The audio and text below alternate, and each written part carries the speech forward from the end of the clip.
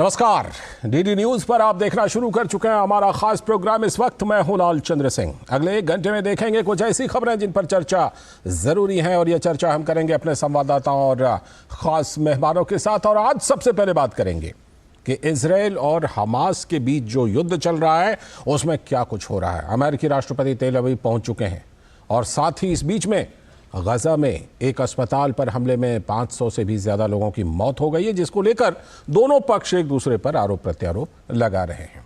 और इसके बाद हम आज की खास चर्चा करेंगे कि विपक्षी गठबंधन जो है उनके परिवारों के बीच संघर्ष है, कई दुविधाएं हैं, सीट शेयरिंग है, पीएम पद की उम्मीदवारी है, और इसमें एक बात तो साफ निकल कर आ रही है कि वहां परिवारवाद की प्रधानता है। करेंगे इस पर चर्चा।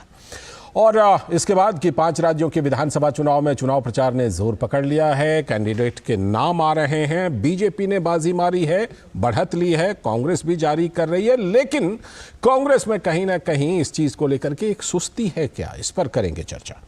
बात करेंगे कि पश्चिम बंगाल में क्या जरूरत पड़ गई मजदूर संपर्क अभियान करने की ममता सरकार को। पंचायत चुनाव से पहले भी इस तरह की कवायद की थी लोगों तक पहुंचने की, और अब क्या लोकसभा चुनाव को ध्यान में रखकर ममता सरकार ऐसा कर रही है। इन सभी मुद्दों पर बात करेंगे, और साथ ही आज कैबिनेट ने क्या कुछ बड़े फैसले लिए हैं ये भी हम आपको दिखाएंगे। लेकिन सबसे पहले इस वक्त की हेडलाइंस। राष्ट्रपति द्रौपदी मुर्मू आज से 3 दिन के बिहार दौरे पर। 2023 से 2028 तक के लिए बिहार सरकार की ओर से तैयार कृषि रोडमैप का किया लोकार्पण। कई अन्य कार्यक्रमों में भी हो रही हैं शामिल।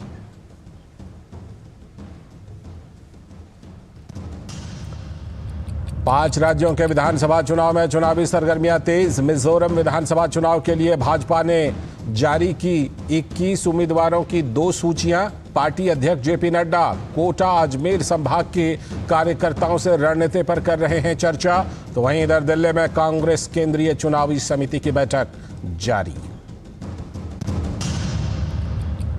28 दलों के विपक्षी गठबंधन में सीट शेयरिंग से लेकर पीएम पद तक की दावेदारी को लेकर असमंजस। लेकिन कांग्रेस नेता शशि थरूर ने इस बीच कह दिया, परिवार से संचालित होती है कांग्रेस और राहुल गांधी ही हो सकते हैं पीएम पद के दावेदार। टीएमसी की सांसद महुआ मोइत्रा के मामले में संसद की एथिक्स कमेटी ने बुलाई बैठक। 26 अक्टूबर को होने वाली बैठक में समिति ने भाजपा सांसद निशिकांत दुबे को भी सुनवाई के लिए बुलाया।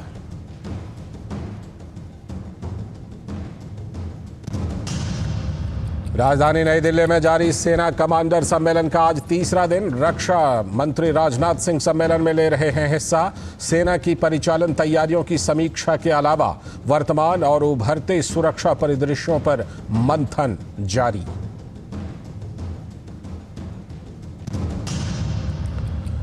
पश्चिम बंगाल में ममता सरकार ने कामगारों के बीच शुरू किया संपर्क अभियान। राज्य से भारी संख्या में श्रमिकों ने किया है पलायन। बीजेपी का आरोप है कि मजदूरी नौकरी ना मिलने से परेशान लोगों ने भारी संख्या में राज्य से किया पलायन। और गजा में अस्पताल पर हुए हमले में 500 से भी अधिक लोगों की मौत। इजरायली पीएम ने इस्लामिक जिहाद को ठहराया जिम्मेदार। अमेरिका और संयुक्त राष्ट्र ने कहा हमले की होगी जांच। इस बीच अमेरिकी राष्ट्रपति जो बाइडेन पहुंचे तेल अवीव। ये थी इस वक्त तक की हेडलाइंस। देखते हैं खबरों को विस्तार से। सबसे पहले बात इजराइल हमास युद्ध की।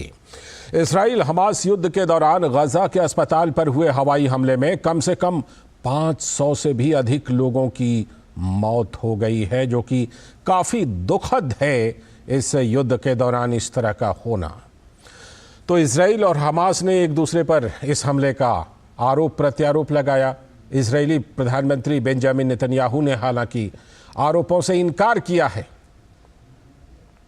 उनका कहना है कि इजराइल की सेना ने यह नहीं किया है। हमास ने इस हमले का इजराइल पर आरोप लगाया है, लेकिन इजराइल ने कहा कि यह हमास का मिसफायर लग रहा है। तो संयुक्त राष्ट्र मानवाधिकार प्रमुख ने गजा अस्पताल पर हुए हमले की भी निंदा की और कहा कि हमला करने वाले को देना होगा जवाब। इन सब के बीच अमेरिकी राष्ट्रपति जो बाइडेन इजराइल पहुंच गए हैं। इजराइल हमास के बीच जारी संघर्ष के बीच वो तेल अवीव पहुंचे हैं। और वार्ताओं का दौर जारी है। अमेरिकी राष्ट्रपति जो बाइडेन का इसराइल का ये दौरा रणनीतिक दृष्टि से बेहद अहम माना जा रहा है। लेकिन इन सब के बीच दुनिया के देश जो हैं वो दो खेमों में बंटते हुए नजर आ रहे हैं। एक खेमा हमास जैसे आतंकवादी संगठन तक को भी समर्थन कर रहा है। तो आतंकवाद पर दुनिया के कुछ देशों की यह नीति आतंकवादियों के विचारों को खाद पानी प्रदान कर रही है। और इन सब के बीच प्रधानमंत्री नरेंद्र मोदी ने गजा में हुए हवाई हमले पर दुख व्यक्त करते हुए सोशल मीडिया एक्स पर लिखा, गजा के अल अहली अस्पताल में लोगों की दुखद क्षति से व्यथित हूं। पीड़ितों के परिवारों के प्रति हमारी हार्दिक संवेदनाएं और घायलों के शीघ्र स्वस्थ होने के लिए प्रार्थना। जारी संघर्ष में नागरिकों का हताहत होना गंभीर और निरंतर चिंता का विषय है। इसमें शामिल लोगों को जिम्मेदार ठहराया जाना चाहिए।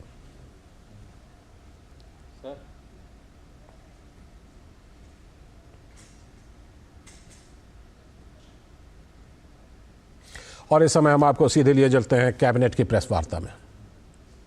Anurag Singh Thakur ji, welcome to the National Media Center, sir. The Union Minister will make his opening remarks, brief you about the important decisions taken in the cabinet meeting today, and after that we will open the floor for some discussions. Over to you, sir. नमस्कार, आप सभी को नवरात्रि की बहुत बहुत बधाई और शुभकामनाएं।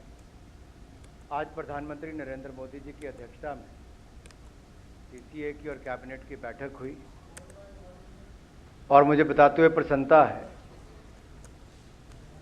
कि इस त्योहारों के समय भी एक ऐसा निर्णय जो हमारे केंद्र के कर्मचारियों और पेंशनर्स के हित में लिया गया है कि केंद्र सरकारी के कर्मचारियों का देय डियरनेस अलाउंस और पेंशनर्स का देय डियरनेस रिलीफ में 1 जुलाई 2023 से 4% की वृद्धि करने का निर्णय किया गया है। इससे कुल मिलाकर देश भर में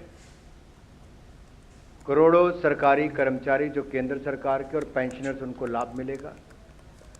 ये वृद्धि अब कुल मिलाकर देखा जाए तो 42% से बढ़ाकर 46% हो जाएगी जब 4% बढ़ोतरी हुई।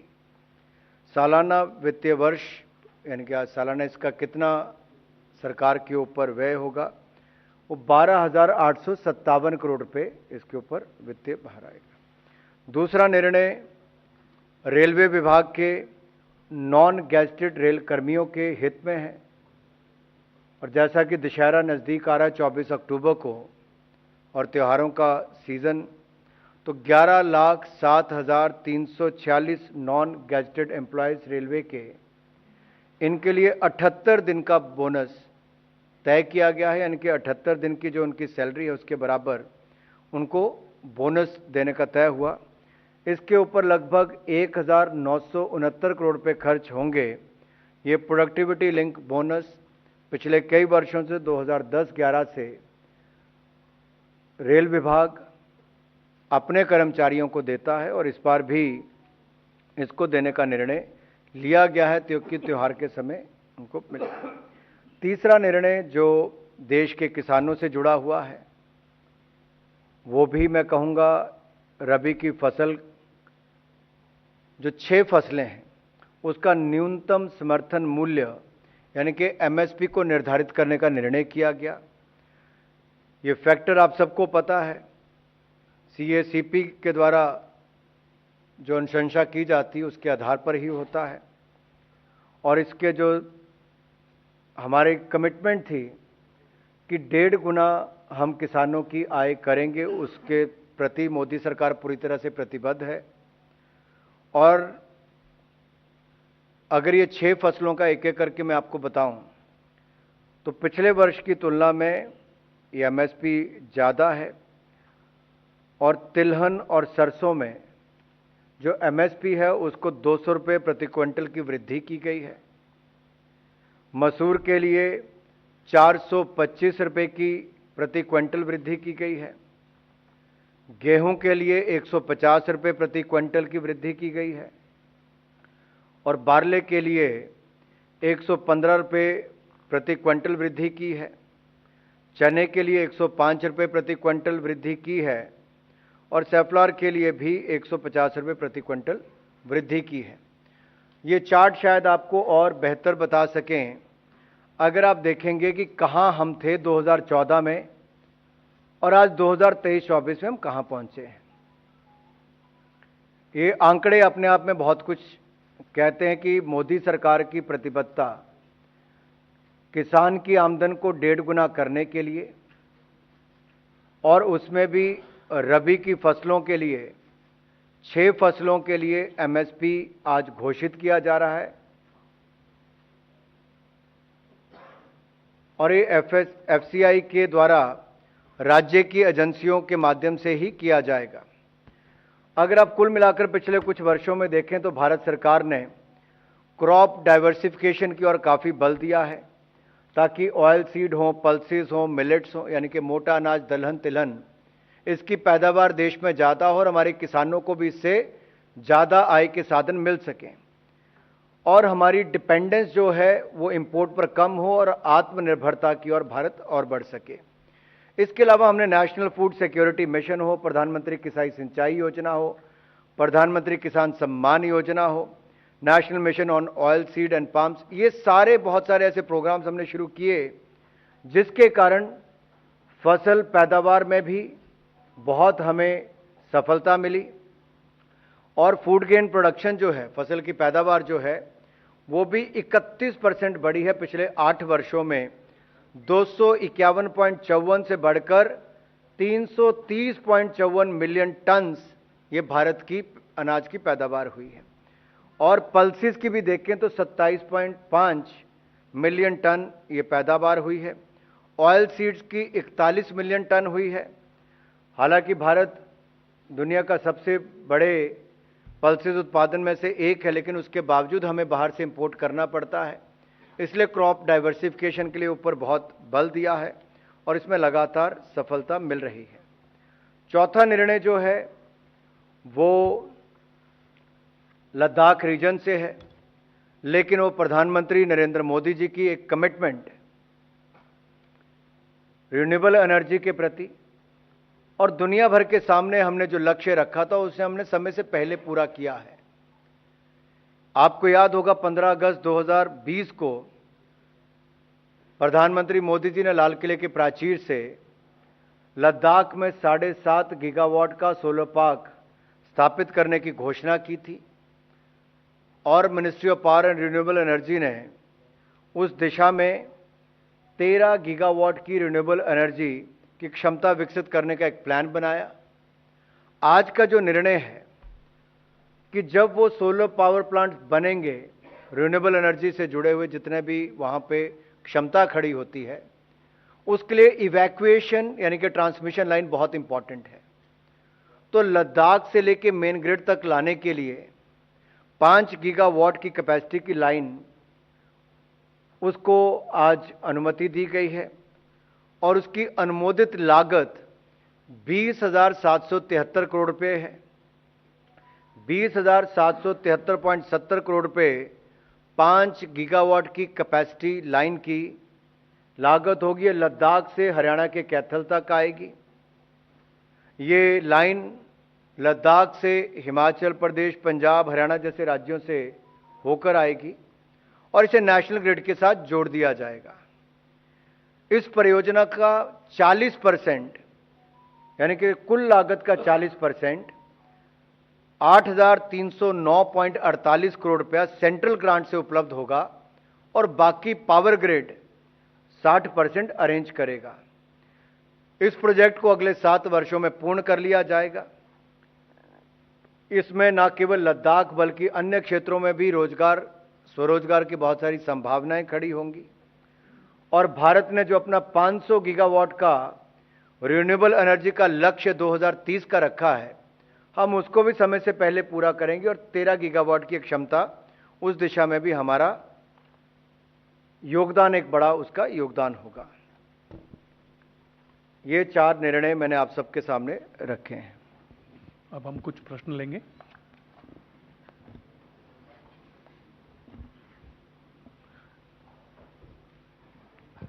कॉर्नर से शुरू करते हैं हम लोग। आप Mr. पूछिए। Thakur sir, just introduce yourself and please ask the question. Anurag Venkatraman from Dinamalar. Vanakkam sir. Vanakkam. So you made an elaborate statement on Anaj ke baare mein. You made an elaborate statement. But today the ground reality of Tamil Nadu, especially the Kaveri Delta, is suffering. The lot of farmers, thousands of acres of land could not cultivate because of non-availability of water. The Kaveri, in spite of the fact Supreme Court gave a direction to the Karnataka government, the Karnataka government least bother about the protect the interest of. My humble request to each and everyone is, Anji sir, if you could restrict your question related to the cabinet decisions, I'll be more than happy to answer all those queries. sir, this is related to farmer issues, sir. But No, I fully understand, but this is related to the MSP being announced. Yeah, let the question be to for MSP, please.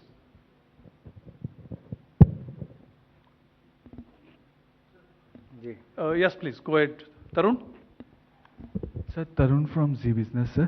Sir वैसे तो ये एक अच्छा decision है कि किसानों के लिए कि एमएसपी को पिछले साल से फिर एक बार बढ़ा दिया गया है, लेकिन सर कंज्यूमर पे एक बहार पड़ता हुआ दिखाई देगा क्योंकि सर फूड इन्फ्लेशन ऑलरेडी एक हाई एंड ट्रेजेक्ट्री में है, तो सर उसको कैसे देख रहे हैं आप? आपको लगता है कि हाल ही के आंकड़े देखेंगे तो स्थिति बहुत स्पष्ट करता है, और दुनिया भर के साथ तुलना करके देखेंगे तो दुनिया भर में इस बात की चर्चा है कि भारत ने किस तरह से कोविड के समय भी और कोविड के बाद भी किस तरह से महंगाई पर नियंत्रण भी रखा। भारत सरकार के किन कदमों के कारण सफलता मिली है।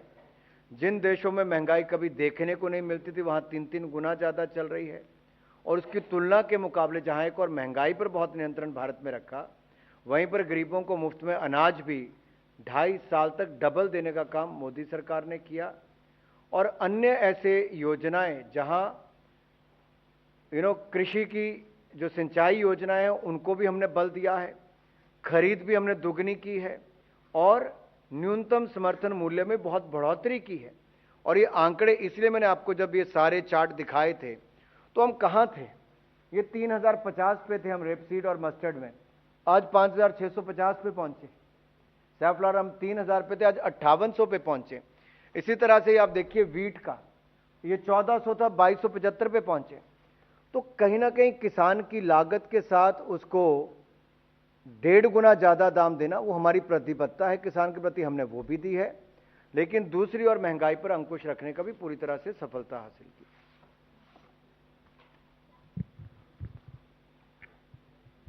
हेलो सर, नमस्कार सर।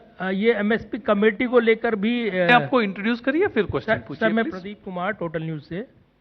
अनुराग जी, मेरा सवाल ये है कि एमएसपी कमेटी को लेकर काफ़ी मांग हो रही थी, क्या इसको लेकर भी आने वाले समय में या इसको लेकर कोई डिसीजन? देखिए, commission for agriculture cost and prices CACP, उसके द्वारा ये अनुशंसा की जाती है, और वो सारी बारीकियों में गहराई में जाने के बाद ये निर्णय करती है, और उसके बाद कैबिनेट ने उस पर निर्णय लिया है।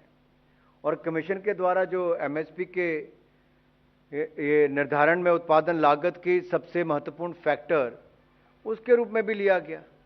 तो स्वामीनाथन कमेटी की जो रिपोर्ट थी जिसको पूर्व की सरकारों ने लागू नहीं किया, वो मोदी सरकार ने लागू किया था, उसके बाद ही निर्णय किए जाते हैं। Any other questions, please? बहुत धन्यवाद। Okay.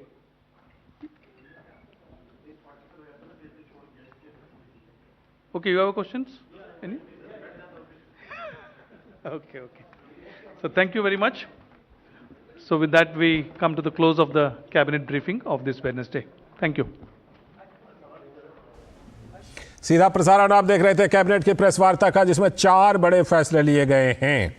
केंद्रीय कर्मचारियों के डीए में 4% की बढ़ोतरी की गई है और अब यह 42 से बढ़कर 46% हो गई है। इसके साथ ही रेलवे कर्मचारी जो नॉन गस्टेड हैं उनको 78 दिन का बोनस देने का फैसला लिया गया है। प्रधानमंत्री नरेंद्र मोदी की अध्यक्षता में हुई कैबिनेट की बैठक में एक और फैसला कि गेहूं समेत रबी के 6 फसलों की MSP में न्यूनतम समर्थन मूल्य में बढ़ोतरी की गई है। और एक और फैसला है कि लद्दाख से हरियाणा के कैथल तक ग्रिड लाइन बिछाने का फैसला लिया गया है। तो ये बड़े फैसले कैबिनेट के ये 4 बड़े फैसले लिए गए हैं, जिसके बारे में केंद्रीय मंत्री अनुराग सिंह ठाकुर लगातार जानकारी हमें दे रहे थे कैबिनेट के प्रेस कॉन्फ्रेंस में।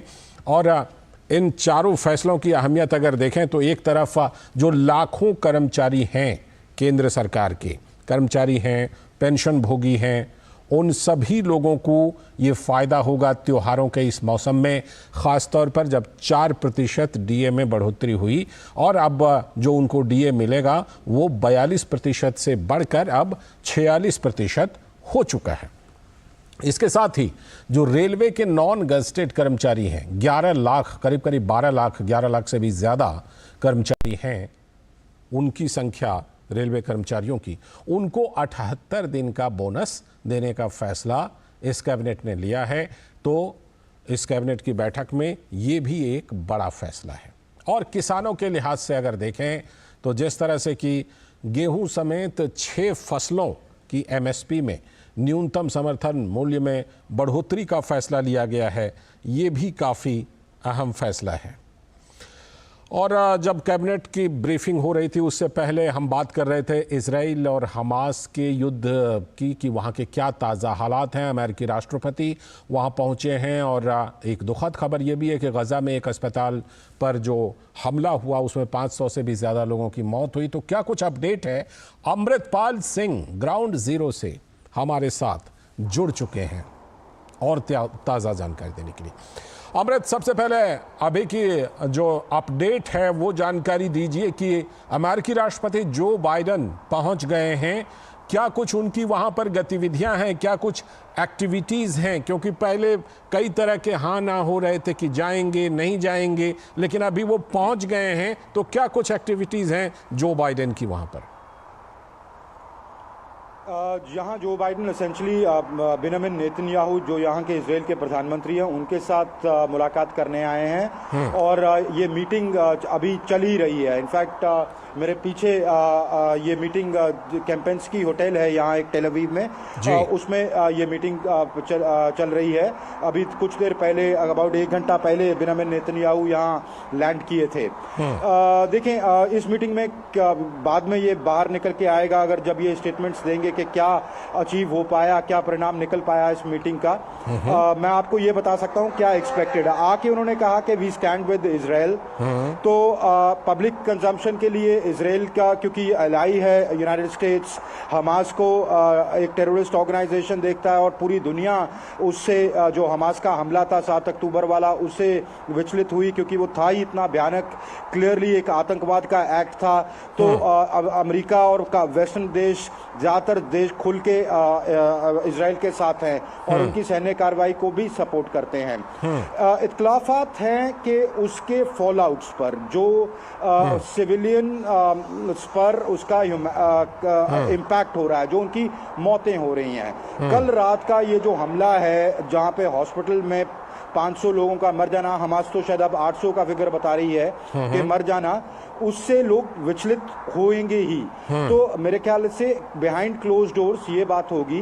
राष्ट्रपति बाइडेन प्रधानमंत्री नेतन्याहू को ये कहेंगे कि आपको, आपकी सैन्य कार्रवाई तो हम समझते हैं, पर उसका जो कॉस्ट पे करना पड़ रहा है, ह्यूमैनिटेरियन कॉस्ट पे करना पड़ रहा है, उस पर आप क्या कर रहे हैं। तो दोनों अपनी असेसमेंट शेयर करेंगे। दूसरा, मानवीय जो संकट वहाँ शेलिंग के और इन चीज़ों के अलावा हो रहा है, क्योंकि इन्होंने एक सीज इम्पोज की हुई है। तो ना वहाँ पीने को पानी बचा है, ना मेडिसिन बची हैं, खाने की बहुत शॉर्टेज है, ईंधन की बहुत शॉर्टेज है, हॉस्पिटल्स ओवरफ्लो कर रहे हैं, लोग डिस्प्लेस हो रहे हैं। तो वो सब, उसका क्या हल निकाला जाए, तो उन चीजों पे बातचीत होगी। ये प्रेशराइज करेंगे कि आप ह्यूमैनिटेरियन कॉरिडोर खोलें, एड जाने दें अंदर, और जो सिविलियंस हैं उनको कम से कम बेसिक सहूलतें प्रोवाइड करने दें। दूसरा ये करेंगे वहाँ, देखिए इस वक्त तो बेंजामिन नेतन्याहू किसी मूड में लग नहीं रहे हैं सीज फायर के या सैन्य कार्रवाई रोकने के। तो देखते हैं क्या निकलता है। क्या एक विंडो होती है कुछ देर की जिसमें ह्यूमैनिटेरियन सप्लाईज हर रोज जा सकें, वो सब कॉन्टूर्स वर्कआउट होंगे जब ये इस मीटिंग से बाहर आएंगे। और मीडिया से मुखातिब होंगे। जी अमृत, आपने जो अस्पताल पर हमले का जिक्र किया, हम उसी पर आने वाले थे। इसमें दोनों ने एक दूसरे के ऊपर आरोप लगाया है। एक तरफ हमास का कहना है कि इजरायली सेना ने हमला किया है, दूसरी तरफ इसराइल का कहना है कि नहीं ये हमास का मिसफायर है जिसकी वजह से ये हुआ है। क्या इसके बारे में वहाँ ग्राउंड जीरो पर आपको कुछ पुष्टि हो पा रही है? क्या कुछ इस तरह की खबर मिल पा रही है कि आखिर ये जो हादसा हुआ ये हुआ कैसे? देखिए, मैं इजराइल में हूं, मैं टेल अवीव में हूं, इजराइल की राजधानी में। यहाँ जो इजरायली डिफेंस फोर्सेस हैं वो वीडियोस और टेक्निकल इंटेलिजेंस जो उनकी है वो शेयर कर रहे हैं। कह रहे हैं कि हमने ये रॉकेट की जो ट्रेजेक्ट्री है उसको ट्रेस किया है और उससे ये क्लियरली इस्टेब्लिश होता है कि ये इस्लामिक जिहाद का रॉकेट था जो मिसफायर हुआ, हमने कोई मिसाइल नहीं दागी। पर वहीं हमास कह रहा है कि इजराइल ने ये जान के किया है और उनके सिविलियंस को जान के हॉस्पिटल में मारा है। अब दोनों के वॉर में ये हमेशा होता है। वॉर एक तो जंग जो जमीनी लड़ी जाती है, जो सेनाएं लड़ती हैं, उसके अलावा एक इंफॉर्मेशन वॉरफेयर लगातार चलती है। तो जंग में अक्सर होता है, कोई भी जंग उठा के देख लें, रूस यूक्रेन की जंग, उनके अलग नैरेटिव है, इनका अलग नैरेटिव है। तो दोनों डिनाई कर रहे हैं कि एक दूसरे पे आरोप लगा रहे हैं कि एक दूसरे ने किया है। अब सच्चाई क्या है वो तो जब इन्वेस्टिगेशन होगी, कोई इंटरनेशनल एजेंसीज करेंगी, तब आएगा बाहर। पर अभी ये है कि दोनों एक दूसरे पे आरोप लगा रहे हैं कि इन्होंने किया, वो कह रहे हैं उन्होंने किया है। अमृत, अभी जो ये टकराहट है, ये संघर्ष है इजराइल और हमास के बीच, ये किस तरफ जाता हुआ दिख रहा है? मैं ख़ास तौर पर इसलिए ये कह रहा हूँ, फ़लस्तीन की सरकार इसमें क्या रुख ले रही है? ईरान कह रहा है कि अगर हमारे धैर्य की सीमा टूटी तो वो एक अलग धार्मिक रंग दे रहा है, ईरान इसमें अलग तरह से कूदना चाहता है। अमेरिकी राष्ट्रपति दौरे पर तो हैं, लेकिन अमेरिका ने कहा है कि गजा पर आप कब्जा ना करें, इजराइल उस पर कब्जा ना करे। तो इन सब चीज़ों को देखते हुए फ़लस्तीन सरकार का रुख, अमेरिका का रुख, दुनिया के बाकी देशों का रुख, ईरान का रुख, उधर लेबनान से टकराहट है, इन सब चीज़ों को देखते हुए लीबिया की तरफ से शायद ये टकराहट है, किस तरफ ये युद्ध फिलहाल जाता हुआ दिख रहा है आपको? देखिए, पोजीशंस अरब वर्ल्ड की स्ट्रॉन्गर होती जा रही हैं जैसे जैसे दिन गुजर रहे हैं, जैसे जैसे ये जंग लंबी खिंच रही है। पहले वो जब अटैक हमास ने किया तो फिर वो हमास के साथ खड़े हुए दिखते नहीं नजर आ सकते थे। उन्होंने इजराइल के साथ डिप्लोमेटिक रिश्ते इस्टेब्लिश किए थे, सऊदी ने, यूएई ने, इजिप्ट ने। फिर जब ह्यूमैनिटेरियन क्राइसिस इवॉल्व होना शुआ तो उन्होंने ये कहा कि देखें, फ़लस्तीनियों के साथ हम खड़े हैं, उनकी मदद होनी चाहिए, उनके लिए उन पर अटैक्स नहीं होने चाहिए, वहाँ मानवीय स्थिति है। तो वो क्रिटिसाइज करना शुरू कर दिया इजराइल को। अब जब इस तरह के अस्पताल पर हमला हुआ तो कोई भी शॉक होगा, तो उनकी पोजीशंस और स्ट्रिंजेंट हो गई हैं। अमेरिकी राष्ट्रपति यहाँ तेल अवीव के बाद अमान जाने वाले थे, जॉर्डन जी, पर जॉर्डन की कैपिटल है, राजधानी है अम्मान। वहाँ जॉर्डनियन प्रेसिडेंट से, महमूद अब्बास जो पैलेस्टीनियन अथॉरिटी के प्रेसिडेंट हैं, उनसे मुलाकात होनी थी। एक वर्कआउट होना था कि कैसे इस क्राइसिस का हल निकाला जा सकता है। इस हमले के बाद उन्होंने रद्द कर दी मीटिंग, उन्होंने कह दिया कि हम नहीं मिलेंगे जो बाइडन से। तो पोजीशंस स्ट्रांग होती जा रही हैं। उधर इजराइल अड़ा हुआ है कि हम अपनी मिलिट्री कार्रवाई, सैन्य कार्रवाई बिल्कुल नहीं रोकेंगे जब तक हमारा ऑब्जेक्टिव हमास को खत्म करने का अचीव नहीं हो जाता। वेस्टर्न वर्ल्ड भी अब खेमों में, वेस्टर्न वर्ल्ड अब इस तरह के जब टीवी पे सीन्स प्ले आउट होते हैं, उनको अपनी पॉलिटिक्स भी देखनी है, वो कैसे सपोर्ट कर सकते हैं। तो वो कह रहे हैं कि आप देखें, इसकी इन्वेस्टिगेशन करें, ये बहुत खराब हुआ है जो हुआ है, इन्वेस्टिगेशन की जाए, और दूसरा सब जल्द से जल्द ह्यूमैनिटेरियन कॉरिडोर खोला जाए। तो इजराइल के साथ जो सहानुभूति 7 अक्टूबर के अटैक के बाद आई थी, वो धीरे धीरे जैसे जंग खिंच रही है, ड्विंडल डाउन कर रही, कम होती जा रही है। क्योंकि जंग में कॉस्ट तो आपको, ह्यूमन कॉस्ट तो देनी ही पड़ेगी। तो पर फिर दुनिया धीरे धीरे आपसे पोजीशंस मूव अवे करती हैं। तो ये अभी ताज़ा अभी स्थिति ये है, जैसे जैसे जंग बढ़ेगी आने वाले दिनों में देश अपनी पोजीशंस चेंज करेंगे। जी, लगता तो यही है फिलहाल अमृत के आतंकवाद और आतंकवादी हमले की कार्रवाई से ये मामला शुरू हुआ था, लेकिन अब लगता है कि ज़्यादातर देश इसमें अपनी पोजीशन को शिफ्ट कर रहे हैं और आतंकवाद की चर्चा जो केंद्र में होनी चाहिए थी वो कहीं ना कहीं इस चर्चा से धीरे धीरे कई सारे देशों ने इसे इस चर्चा से साइड कर दिया। बहुत बहुत शुक्रिया आपका जुड़ने के लिए। ग्राउंड जीरो से अमृतपाल सिंह हमारे साथ जुड़े थे और वहाँ की जानकारी दे रहे थे कि क्या कुछ इस समय इजराइल और हमास के बीच युद्ध में चल रहा है। वक्त है अभी एक ब्रेक का, और ब्रेक के बाद जब लौटेंगे तब करेंगे आज की खास चर्चा कि किस तरह से विपक्षी गठबंधन जो है वो परिवारवाद को लेकर के दुविधा में है क्या, और यही दुविधा उन्हें सीट शेयरिंग को लेकर के या पीएम पद के उम्मीदवार को लेकर के ऐलान नहीं करने दे रही है। करेंगे चर्चा, आप बने रहिए डीडी न्यूज के साथ।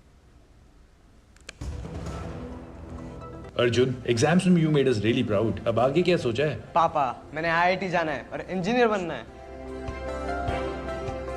थिंक आईआईटी, थिंक विद्या मंदिर। डेयरी क्षेत्र में कार्यरत पशुपालकों, तकनीशियनों तथा संगठनों के प्रयासों को प्रोत्साहन देने हेतु राष्ट्रीय गोकुल मिशन के अंतर्गत राष्ट्रीय गोपाल रत्न पुरस्कार से सम्मानित किया जाता है। ये पुरस्कार 3 वर्गों में सर्वश्रेष्ठ कार्यों और अमूल्य योगदान के लिए दिया जाता है। आवेदन करने के लिए www.awards.gov.in पर या अपने नजदीकी कॉमन सर्विस सेंटर से संपर्क करें। आवेदन की अवधि 15 अगस्त से 15 अक्टूबर 2023 है। राष्ट्रीय गोपाल रत्न पुरस्कार 2023। तुम्हें पता है इन्वेस्टर्स के लिए एक इन्वेस्टर प्रोटेक्शन फंड होता है, IPF। लेकिन अगर तुम्हारा ट्रेड एक्सचेंज पर एग्जीक्यूट नहीं हुआ या फिर कोई गारंटीड रिटर्न्स वाली स्कीम है तो ये IPF आपकी मदद नहीं कर सकता है। और अगर आपका ब्रोकर ही डिफॉल्टर बन जाए तो फिर IPF आपको कॉम्पेंसेशन दिला सकता है। कहां से सीखा? NSE की साइट पर। सोच कर, समझ कर, इन्वेस्ट कर। स्वागत है ब्रेक के बाद। डीडी न्यूज पर आप देख रहे हैं। इस वक्त ब्रेक पर जाने से पहले हमने आपको बताया था कि किस तरह से गजा में एक अस्पताल पर हमले में 500 से भी अधिक लोगों की मौत हो गई है। तो प्रधानमंत्री नरेंद्र मोदी ने गजा में हुए इस हवाई हमले पर दुख व्यक्त किया और सोशल मीडिया एक्स पर उन्होंने लिखा, गजा के अल अहली अस्पताल में लोगों की दुखद क्षति से व्यथित हूं। पीड़ितों के परिवार के प्रति हमारी हार्दिक संवेदनाएं और घायलों के शीघ्र स्वस्थ होने के लिए प्रार्थना। जारी संघर्ष में नागरिकों का हताहत होना गंभीर और निरंतर चिंता का विषय है। इसमें शामिल लोगों को जिम्मेदार ठहराया जाना चाहिए।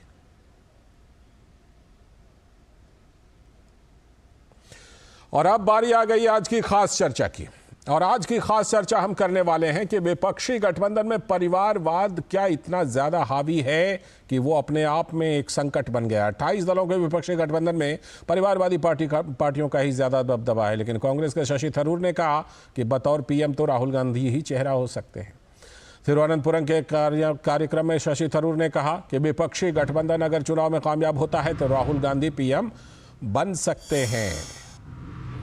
प्रधानमंत्री पद पर राहुल गांधी की दावेदारी इसलिए बनती है क्योंकि कई मायनों में कांग्रेस परिवार से संचालित होती है, ये शशि थरूर का कहना है। तो 28 दलों के गठबंधन में Sapa, RJD, DMK, RLD, TMC जैसी पार्टियों ने कांग्रेस के गांधी परिवार के साथ पीएम मोदी को चुनौती देने का मन बनाया। इसीलिए इंडी अलायंस गठबंधन बनाया गया। इंडी अलायंस गठबंधन की अब तक 3 बैठकें हो भी चुकी हैं, लेकिन सीट शेयरिंग का मामला और पीएम चेहरे जैसे मुद्दे अधर में ही लटके हुए हैं। तो बड़ा सवाल यह है कि गठबंधन के लिए त्याग करने वाली कांग्रेस राहुल गांधी को पीएम फेस बनाने के लिए उतारू क्यों है, इतनी उतावला क्यों है, ऐसे बयान क्यों आ रहे हैं। सबसे बड़े राज्य उत्तर प्रदेश की बात कीजिए। विपक्षी पार्टी सपा कांग्रेस पार्टी को बता चुकी है कि हम गठबंधन में लेने नहीं बल्कि देने आए हैं। यानी उनका यह कहना है कि 80 सीटों में हम तय करेंगे कि क्या देंगे। अखिलेश यादव सभी 80 सीट पर दावेदारी कर रहे हैं, जिनमें लगभग आधा दर्जन लोग तो उनके अपने परिवार से ही हैं। जो अखिलेश यादव का अपना परिवार है उन्हीं में से आधा दर्जन कैंडिडेट हैं। आरजेडी नेता तेजस्वी यादव तो पहले ही कह चुके हैं कि क्षेत्रीय पार्टियों को अपने अपने राज्यों में ड्राइविंग सीट मिलनी चाहिए, तो फिर कांग्रेस को पीछे बैठना होगा। उधर टीएमसी प्रमुख और पश्चिम बंगाल की मुख्यमंत्री ममता बनर्जी भी कई बार कांग्रेस को त्याग करने की नसीहत दे चुके हैं कि कांग्रेस त्याग करे। तो राहुल गांधी को पीएम पद के उम्मीदवार के मामले में शशि थरूर की सफाई भी आ गई है, लेकिन उनका मानना है कि गांधी परिवार ही कांग्रेस पार्टी की ताकत है। तो कांग्रेस पार्टी परिवार से चलने वाली पार्टी है, ये तो अब सभी लोग जानते हैं। ये कहकर शशि थरूर ने कोई बड़ा रहस्योद्घाटन तो किया नहीं है। 19 साल बाद गांधी परिवार से बाहर के मल्लिकार्जुन खड़गे अध्यक्ष तो बन गए, लेकिन पार्टी का आला कमान तो असल में गांधी परिवार ही है, ये सभी लोग जानते हैं। परिवार से संचालित पार्टियों में आरजेडी, डीएमके या फिर टीएमसी से लेकर अन्य पार्टियों में संगठन से लेकर सत्ता तक शीर्ष पर सिर्फ परिवार ही होता है। परिवार के सदस्य ही बैठते हैं। लगभग सभी परिवारवादी पार्टियों में संगठन के शीर्ष पद तो परिवार के लिए ही आरक्षित, एक तरह से समझ लीजिए कि वो आरक्षित ही होते हैं, क्योंकि वही बैठते हैं उस पर। पीएम मोदी अपनी जनसभाओं में कई बार कह चुके हैं कि परिवारवाद, भ्रष्टाचार और तुष्टीकरण देश को खोखला कर रहा है। तो जाहिर है कि भ्रष्टाचार के खिलाफ जब भी कार्रवाई होती है तो परिवार इसे अपने अस्तित्व के लिए संकट मानने लगता है। और गठबंधन की ये भी एक मजबूरी है कि सब एक प्लेटफॉर्म पर आ गए हैं। तो कांग्रेस के शशि थरूर ने सोशल मीडिया एक्स पर क्या लिखा, देखिए। उन्होंने लिखा, मैं देख रहा हूं कि एक निजी कार्यक्रम में मैंने जो टिप्पणी की थी वो एक औपचारिक बयान नहीं था।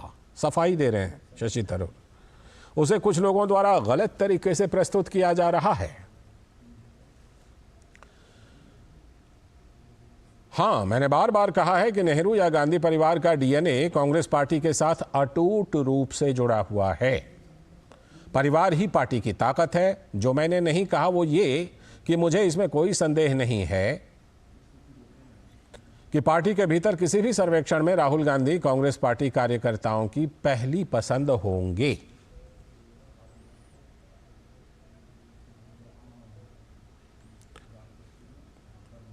तो शशि थरूर पहले कह भी गए और अब सफाई भी दे रहे हैं। चर्चा करने के लिए हमारे साथ जुड़ रहे हैं हमारे सलाहकार संपादक विनोद मिश्र जी, साथ में निखिल जैन जी हैं जो कांग्रेस की तरफ से बात रखेंगे। राजनीतिक विश्लेषक हालांकि हैं, लेकिन कांग्रेस की तरफ से रखेंगे समर्थक के तौर पर। निखत अब्बास एक बार फिर से हमारे साथ, भारतीय जनता पार्टी की प्रवक्ता जुड़ गए हैं। बहुत बहुत स्वागत निखिल आपका, निखत आपका भी। और मैं विनोद जी के पास आऊँ उससे पहले ज़रा निखिल जी के पास एक बार जाता हूँ। निखिल जी बताएं कि ये जो कांग्रेस की तरफ से कभी हाँ कभी ना, कभी उनके नेता आगे बढ़ करके कह देते हैं कि हाँ राहुल गांधी ही पीएम कैंडिडेट होना चाहिए, कभी कहते हैं कि नहीं त्याग करेंगे हम, तो ये, या कभी शशि थरूर सफाई देते हुए नजर आते हैं। क्या कांग्रेस के अंदर भी एक विश्लेषक के तौर पर आप दुविधा देखते हैं क्या इस मामले को लेकर कि दावेदारी करें कि ना करें, ड्राइविंग सीट पर बैठें कि पीछे बैठें? कांग्रेस जैसी पार्टी के पास भी ये दुविधा अभी है क्या? जी, पहली बात तो शशि थरूर जी का जो बयान है वो खुद ही क्लियर कर चुके हैं कि वो एक निजी कार्यक्रम में दिया गया था, तो मुझे ये नहीं समझ आता कि हमें इसे न्यूज का मुद्दा क्यों बनाना है। दूसरी और सबसे इंपॉर्टेंट बात, राहुल गांधी और गांधी फैमिली कांग्रेस से इसलिए इंटरलिंक्ड हैं, इसलिए कांग्रेस में उनकी इंपॉर्टेंस है बिकॉज देश की जनता उन्हें पसंद करती है। भारत जोड़ो यात्रा जब आपने देखी, हमने देखा कि उस यात्रा में कांग्रेस पार्टी के कई सारे मुख्यमंत्री, पूर्व मुख्यमंत्री, कैबिनेट मंत्री चले, लेकिन कोई भी उस प्रकार की भीड़ नहीं ला पाया जिस प्रकार की भीड़ राहुल गांधी को देखने आती है। मिजोरम में हमने अभी राहुल गांधी जी की सभाएं देखी और हमने देखा मिजोरम की जनता से कैसे प्यार मिलता है। अमेठी में उन्होंने 3 इलेक्शन जीते और वायनाड गए केरला में, तब उन्होंने 1 इलेक्शन जीता। तो बात यह है कि राहुल गांधी अगर कांग्रेस पार्टी के सबसे प्रबल नेता हैं, उसका कारण यह है कि वो जनता की पसंद है। अच्छा। बहुत सारे जो लोग कांग्रेस को वोट देते हैं किसी भी इलेक्शन में जाके, वो गांधी परिवार को देख के, राहुल गांधी को देख के देते हैं। रही बात शीर्ष पद पे होने की, तो राहुल गांधी नहीं है, मल्लिकार्जुन खड़गे हैं। पार्टी ने एक इलेक्शन करा, प्रॉपर उसमें एक इलेक्शन अथॉरिटी थी, सीक्रेट बैलेट से इलेक्शन था, उसके बावजूद भी बीजेपी सवाल उठाती है, जबकि उनके पास इस चीज का कोई जवाब नहीं है कि जेपी नड्डा जी क्या निर्वाचित अध्यक्ष हैं? क्या उनसे पहले अमित शाह जी निर्वाचित अध्यक्ष थे? भाजपा में कभी भी अध्यक्ष का निर्वाचन होता है या फिर आरएसएस के कहने पे होता है? अब ये बात लाते हैं भाजपा पे लोग कि 20-20 साल तक सोनिया गांधी अध्यक्ष रही। आरएसएस के अध्यक्ष कितने साल रहते हैं? 20 साल, 25 साल, 30 साल, और कोई नहीं जानता वो क्यों रहते हैं। क्या वो जनता के बड़े नेता हैं? आप गांधी परिवार की किसी भी व्यक्ति की आप बात करें, चाहे वो राहुल गांधी, प्रियंका गांधी, सोनिया गांधी, राजीव गांधी, इंदिरा गांधी, जवाहरलाल नेहरू, ये सारे के सारे लोग जनता के नेता थे। जनता इन्हें वोट करती थी, इसलिए एक पॉलिटिकल पार्टी में इनकी इंपॉर्टेंस है। और रही बात क्षेत्रीय दलों में परिवारवाद के, जो ये मुद्दा बीजेपी आज उठाना चाहती है, बात वही है कि देश की जनता नेता को देख के वोट देती है, संगठन को भी देती है, लेकिन यानी परिवारवाद कोई मुद्दा आपके लिए नहीं है ना? परिवारवाद अगर मुद्दा होता तो आरजेडी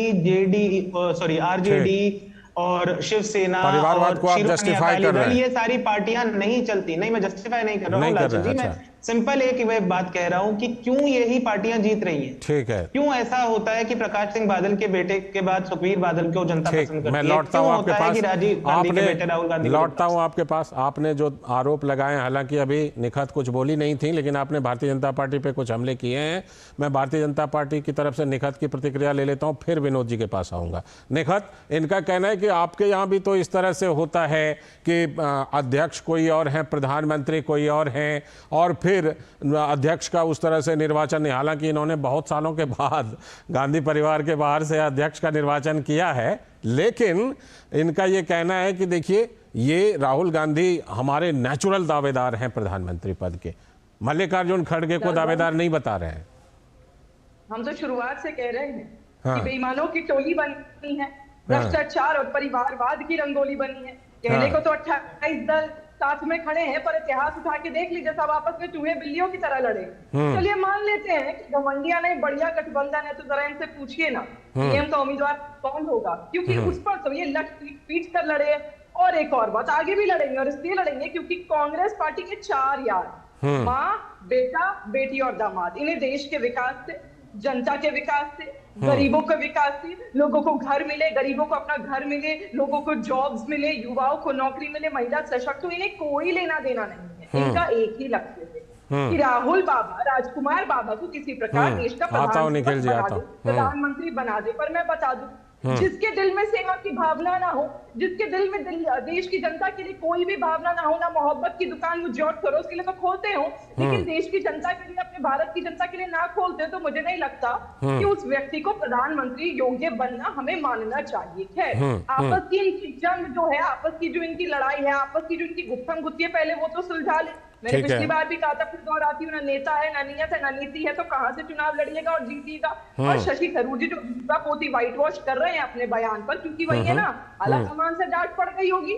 अरे कि हमने जो घमंडिया गठबंधन बनाया है, उसमें आपसी रंजिशें तो ऑलरेडी चल रही है, तुम क्यों आग में घी डालने का काम कर रहे हो? वो शशि थरूर ने करा, इसलिए आलाकमान की बात पर उन्हें अब ट्वीट करके सफाई देनी पड़ी। पर सच यही है कि राहुल गांधी की पार्टी, ये गांधी परिवार अपने आप को उस गठबंधन का, घमंडिया गठबंधन का मुखिया भी मानता है, और राहुल गांधी अपने आप को स्वघोषित प्रधानमंत्री योग्य भी मानते हैं। लेकिन देश की जनता उन्हें नहीं मानती, क्योंकि देश की जनता के लिए ना इन्होंने कभी काम करा है, ना ही देश के भीतर जाकर कोई आगे किसी गरीब से या किसी महिला सशक्तिकरण के लिए काम करने की बात करी है। लगातार ये जो भारत जोड़ो यात्रा की बात करते हैं, वो एक बहुत बड़ा धोखा था, देश की जनता की आंखों में धूल झोंकने का काम करा है। पहले जॉर्ज सोरोस पे क्या इन्होंने जो मसला जो दोस्ती का करा है, उसके ऊपर थोड़ी सफाई देते थे।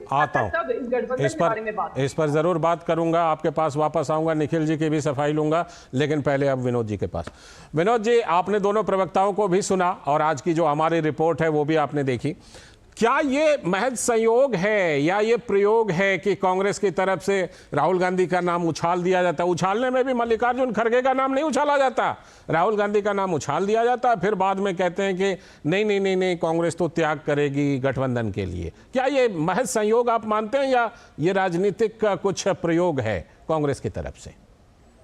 लाल जी, मैं आपके ही सवाल से आता हूं, जो आपने संयोग और प्रयोग कहा है, ये संयोग और प्रयोग का ही हालत देखिए कि इंडिया गठबंधन आज कहां है।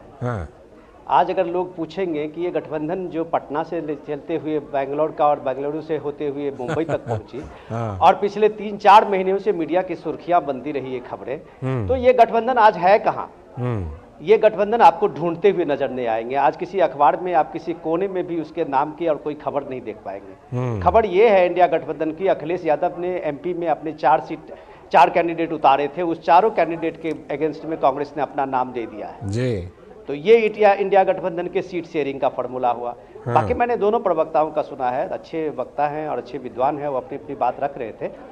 सवाल ये है कि इंडिया गठबंधन अभी एक तरह से कहें कि विलुप्त गठबंधन बन गया है। हो सकता है कि 5 राज्यों के चुनाव होने के बाद वो फिर से एक बार जग जाए और फिर से एक बार प्रेस कॉन्फ्रेंस करें और नए कन्वीनर का नाम लेके आएं और कुछ अपनी एक चहलकदमी करें।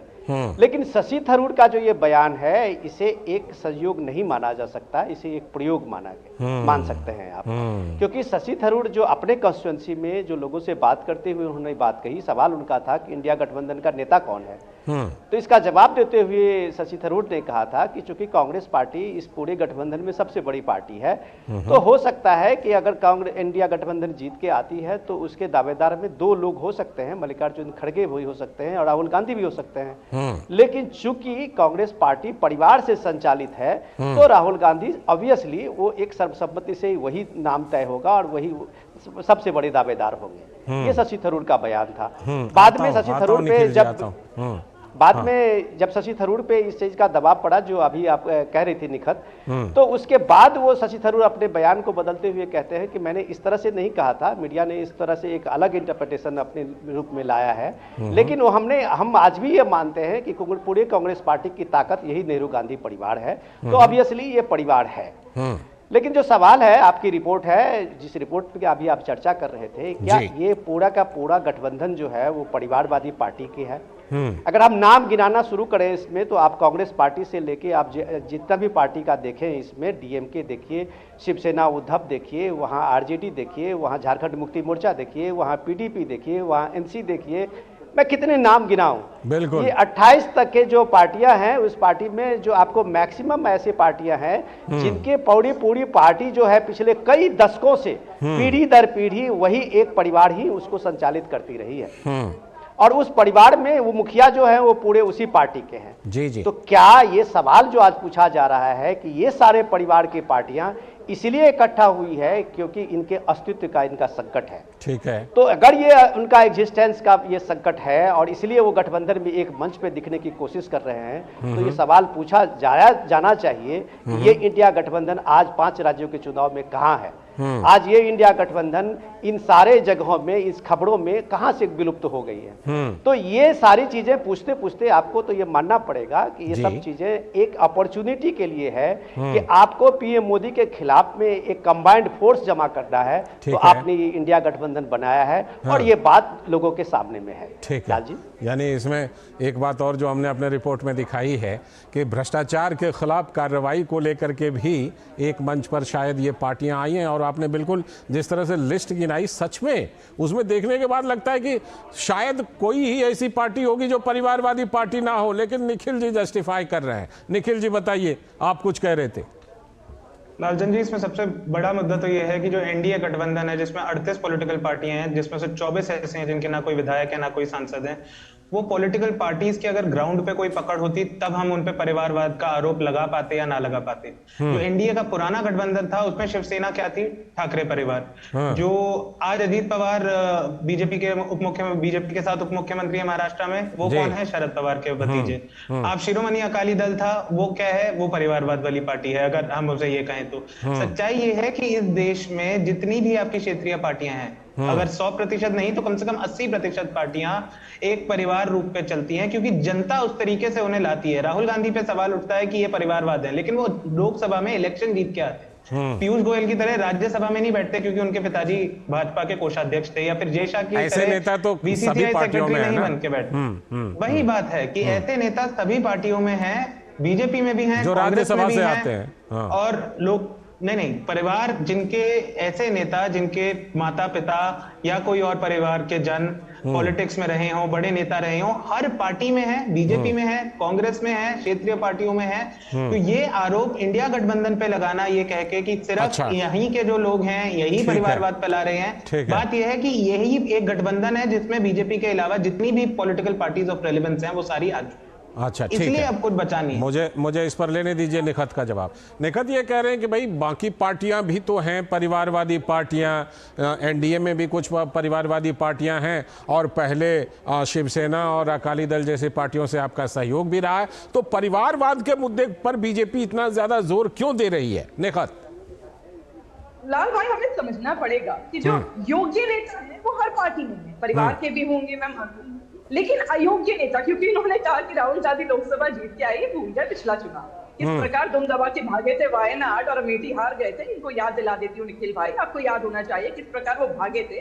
वो उसके बावजूद अध्यक्ष बन जाते हैं आपकी कांग्रेस पार्टी की, अपनी घरेलू सीट जहां से आप किसी की भी कार्यकर्ता को खड़े कर देते तो वो जीत जाते, वो सीट हार जाते और उसके बाद भी अध्यक्ष बन जाते और माँ बेटे फिर बास्केटबॉल फुटबॉल का गेम खेलते अध्यक्ष और अध्यक्ष बनने में। उससे हमें आपत्ति है। और हमें क्या, मुझे लगता है इसकी जनता को आपत्ति, यही कारण है कि सुपड़ा साफ होते जा रहा है कांग्रेस पार्टी का। और ये लोकसभा के चुनाव की बात करते रहे, आप फिर बताइए ना, अगर जो डिजर्विंग कैंडिडेट्स हैं, जहां पर जो पार्टी उसको दीजिएगा, तो मुझे बताइए कि समाजवादी पार्टी को आप कितनी सीटें यूपी में देंगे और कितनी कांग्रेस पार्टी खुद रखने वाली है। मुझे बताइए वहाँ पीडीपी और एनसी के साथ कैसे किस प्रकार का गठबंधन है, उन्हें कितनी सीट दीजिएगा और वहाँ आप कितनी दीजिएगा। बिहार में किस प्रकार का होगा, एक सीट है इनकी मात्र, एक दो सीट। राजस्थान में जहाँ तो सीट इन लोगों ने खाता ही नहीं खोला, तो इनसे जरा पूछिए कि किस प्रकार ये पार्टियों के साथ सीट का बंटवारा करेंगे। परिवारवाद वो है, गांधी परिवार लगातार एक आलाकमान बनकर पहले पार्टी चला रहा था, फिर घमंडिया गठबंधन चला रहा। बात स्पष्ट कि इन्हें सिर्फ और सिर्फ एक ही व्यक्ति को जिताना है, एक ही व्यक्ति को प्रधानमंत्री योग्य बताना है, चाहे उस व्यक्ति में टैलेंट हो या ना हो, चाहे उस व्यक्ति को देश के बारे में कुछ पता हो या ना हो, चाहे उस व्यक्ति को विकास के बारे में पता हो या ना हो, चाहे वो जनरल नॉलेज पता हो या ना हो।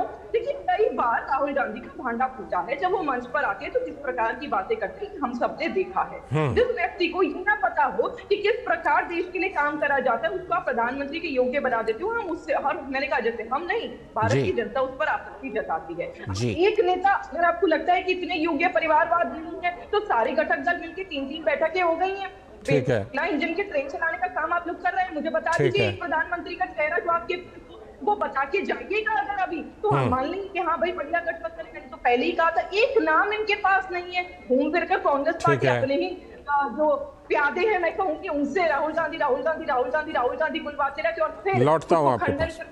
हमारा तो वो मतलब नहीं। इन बातों पे पहले स्पष्टीकरण इन लोगों को करना चाहिए, उसके बाद मुझे लगता है इस पर चर्चा। लौटता हूँ निखात आपके पास। विनोद जी, हम अपनी रिपोर्ट में भी दिखा रहे थे कि प्रधानमंत्री नरेंद्र मोदी ने लाल किले से भी और ऐसे भी कई मौकों पर 3 चीजों को नासूर बताया है: भ्रष्टाचार, परिवारवाद, तुष्टीकरण।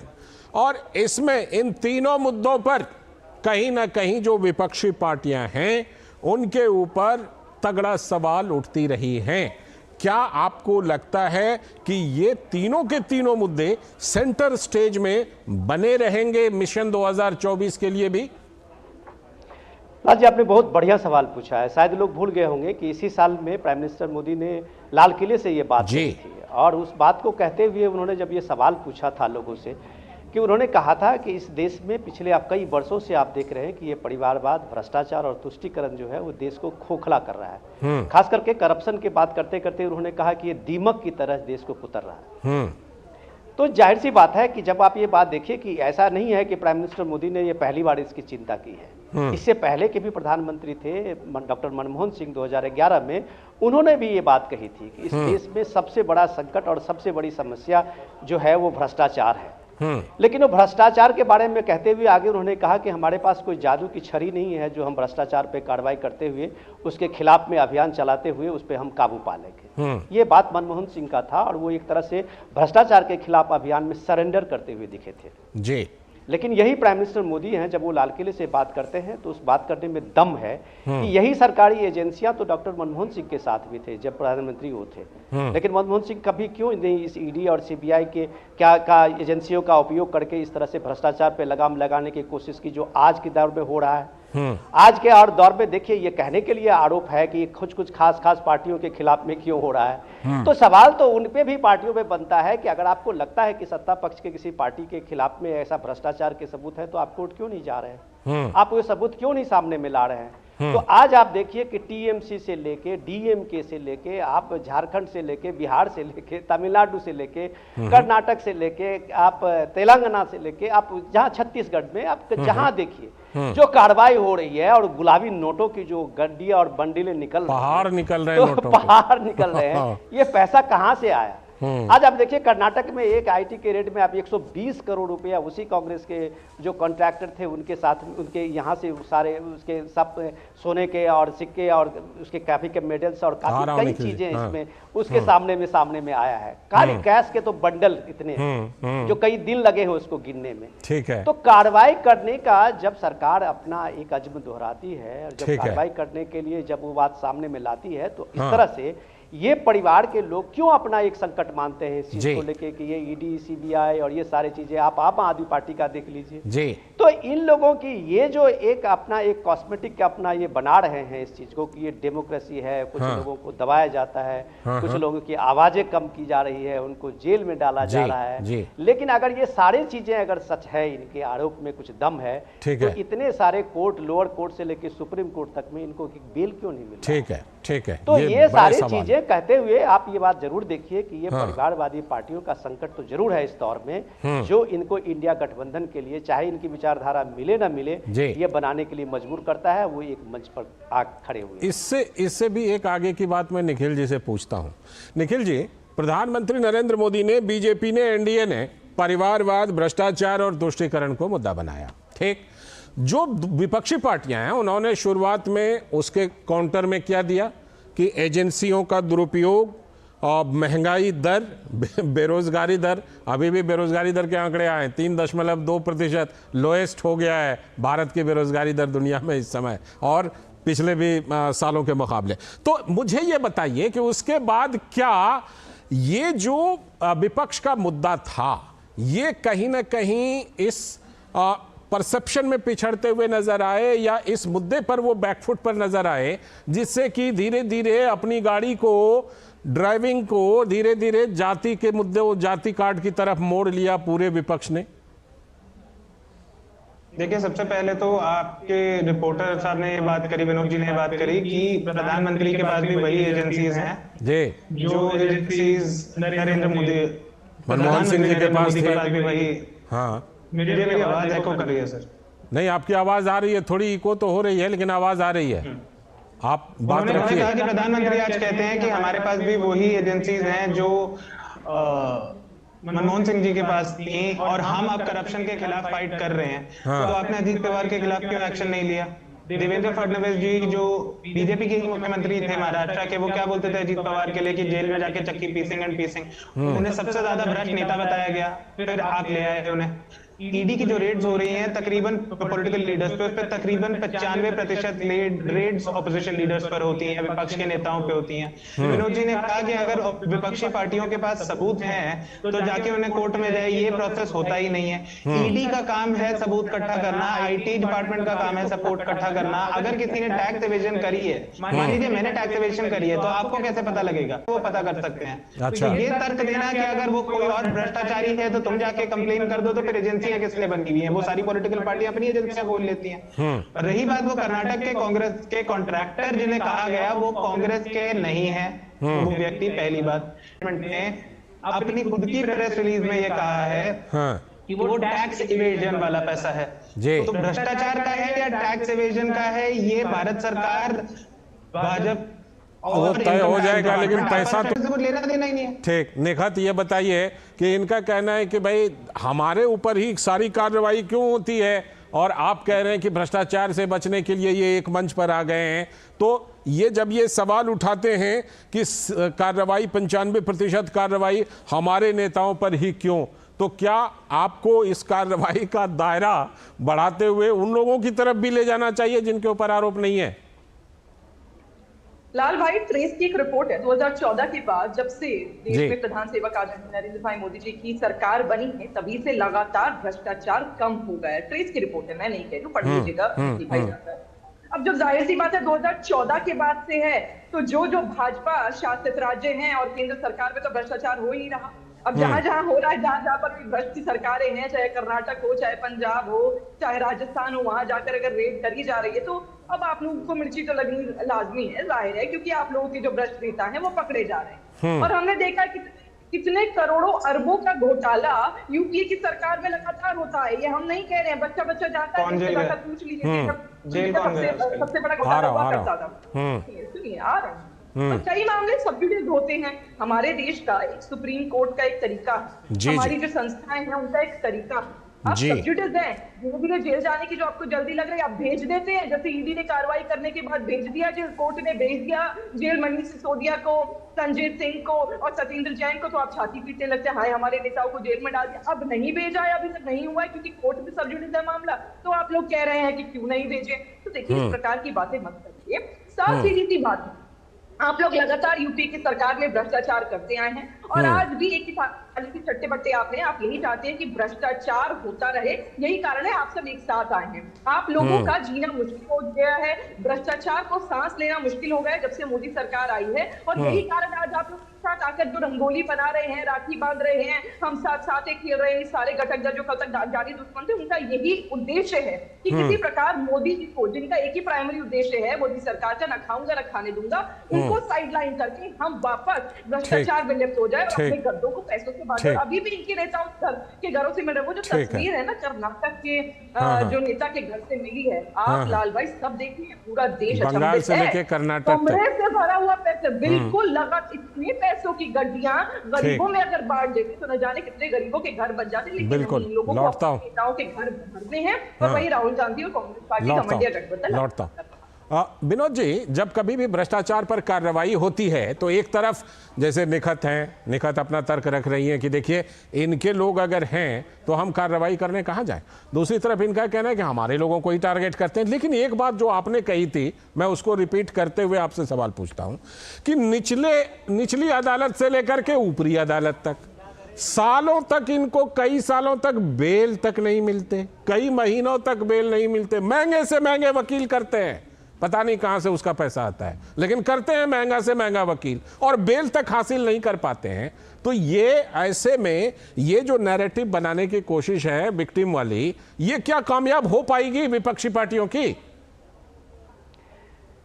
लाल जी बढ़िया सवाल किया आपने। सबसे जरूरी चीज़ ये समझना है कि जो भ्रष्टाचार को लेके जो पार्टियों का इनका अपना एक स्टैंड है, उस स्टैंड पे आप ये देखिए कि सबसे ज़्यादा इसमें संकट में परिवारवादी पार्टी जो है वो क्यों है, या रीजनल पार्टियों में जो एक आम आदमी पार्टी से लेके और बाकी जो पार्टियां आप देख रहे हैं उसके पीछे में आप देखिए ये क्यों है। तो सवाल ये है कि इन्हें कम से कम पॉलिटिकल पार्टियों को अभी एक तरह से लगता है कि जिस तरह से वो फ्रीबी का एक कैंपेन बनाया है और हर राज्यों में आप जिस तरह से देख रहे हैं कि हर राज्य में उनका एक एजेंडा फ्रीबी का होता है।